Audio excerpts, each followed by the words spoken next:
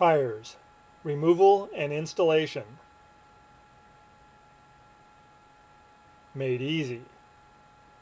If there's any air left in the inner tube, start by letting that out. With the air all out, squeeze the tire together all the way around the rim to break the bead loose from the rim. Starting opposite the valve, use tire levers to pry the first bead of the tire off of the rim.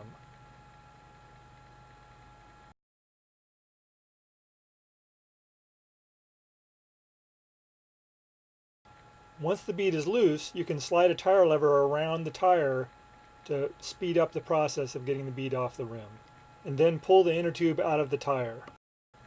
And here's a more advanced method.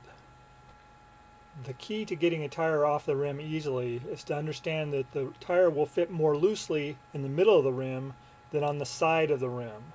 So you want to get the tire to the middle to loosen it up. This method starts just like normal. Let all the air out of the inner tube.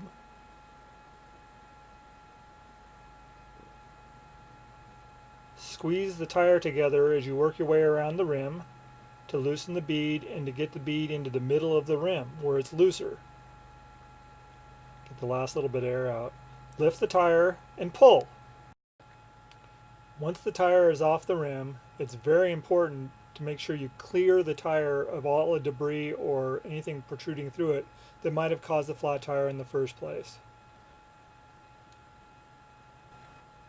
With a partially inflated tube, insert the tube into the tire and close the valve stem if it's a pressed valve.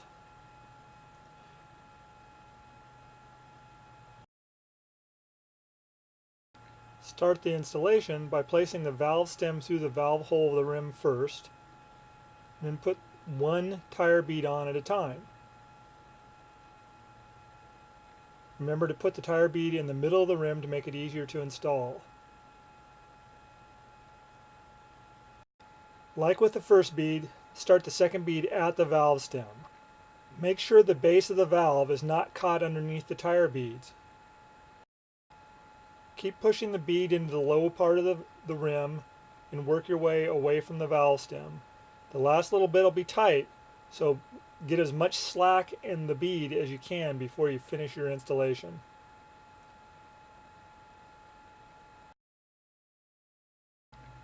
And make sure the inner tube doesn't get caught underneath the bead.